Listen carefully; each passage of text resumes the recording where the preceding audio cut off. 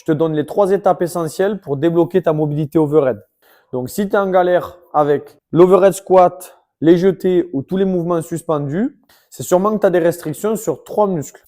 Le grand pectoral ou la région pectorale de manière générale, le grand dorsal ou alors ton triceps. Tu peux avoir plusieurs restrictions. L'idée, c'est de te montrer comment débloquer tout ça. Donc, la première chose qu'on va venir chercher à faire, c'est à masser, à détendre la zone pour pouvoir derrière étirer plus efficacement et en 3e étape, mobiliser, travailler dans les nouvelles amplitudes débloquées. Première chose pour le massage, le protocole, ça va être celui-là. Contracter 5 secondes le muscle contre la balle, puis venir se relâcher 10 à 15 secondes. Et ce cycle, le refaire autant de fois jusqu'à sentir une amélioration. Pour le pec, ça va donner ça. Je m'appuie contre la balle, je me contracte ici 5 secondes, pas très fort, juste 5 secondes. Puis ensuite, je me relâche et j'essaye de m'enfoncer dans la balle. Je peux faire des micro-mouvements.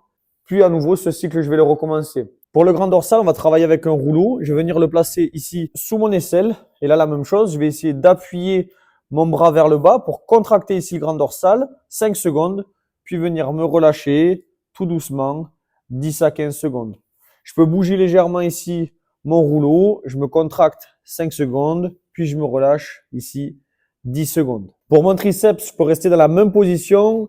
Je vais venir ici, je vais contracter, tendre fort mon bras vers l'avant pour contracter le triceps, puis ensuite essayer de me relâcher. Je peux venir jouer un petit peu avec mon coude pour travailler sur différentes couches de mon triceps. Normalement, à ce stade, on devrait déjà avoir gagné en amplitude.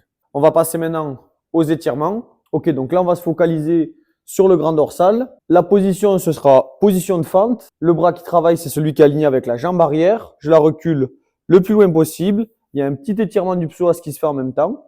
Je vais venir faire 10 secondes d'étirement passif. Donc, je tiens la position et je me relâche avec une respiration profonde. Une fois que j'ai fait mes 10 secondes, je vais venir contracter mon grand dorsal 5 secondes. Donc, ça veut dire abaisser le bras ici vers le bas pendant 5 secondes. Me relâcher un petit peu, entre 3 et 5 secondes cette fois-ci.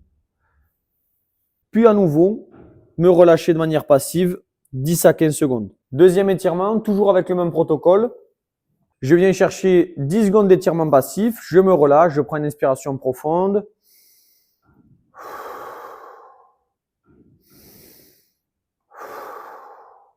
Je contracte en suivant 5 secondes. Je me relâche 3 à 5 secondes. Puis à nouveau, je vais étirer de manière passive 10 secondes. Normalement, je suis censé avoir gagné en amplitude. Dernier étirement, on vient placer les coudes largeur des épaules, les poings l'un contre l'autre, les paumes de main en supination et les bras le plus possible en rotation externe. Je rentre ma tête entre les épaules. Et ici, je vais venir me relâcher 10 secondes. Enfoncer mes coudes vers le sol pendant 5 secondes et me contracter. À nouveau, me relâcher 10 secondes. Attention sur cet exercice à pas exagérer la cambrure du dos. Nous, ce qui nous intéresse, c'est d'ouvrir les épaules, essayer de garder les abdos contractés. Ça va éviter de trop travailler sur le bas, mais surtout de mobiliser le haut. Maintenant, on mobilise, on améliore le contrôle moteur. On va pour ça faire du pullover pour commencer, puis de l'écarté halter. Allez, pullover, vous pouvez travailler soit la kettlebell, soit avec une dumbbell ou une barre, suivant votre confort. Moi, je préfère le bosser à la kettlebell.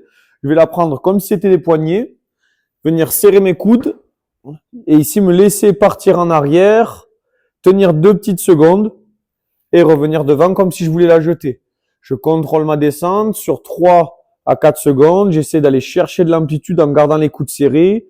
Je tiens en bas 2 secondes, puis je reviens. L'idée ici, c'est de venir travailler sur 5 répétitions. Dernière étape, avec l'écarté halter, là l'idée c'est de mobiliser les pecs, continuer de les étirer, mais en plus de ça, améliorer le contrôle moteur. Même tempo que tout à l'heure, j'ouvre ici, tout doucement en descendant sur 3 à 4 secondes. Je tiens 2 secondes l'étirement en serrant les omoplates en arrière, puis je reviens ici. Et je recommence sur 5 répétitions. La dernière partie, l'idée, c'est plutôt de la faire en bicep. Je fais d'abord le pullover, puis l'écarté halter. Je récupère un tout petit peu et je recommence entre 2 et 3 tours avant d'attaquer ma séance, que ce soit sur le travail suspendu ou plutôt directement en haltérophilie. J'espère que cette vidéo t'a plu et que tu as pu apprendre pas mal de choses pour débloquer ton amplitude overhead.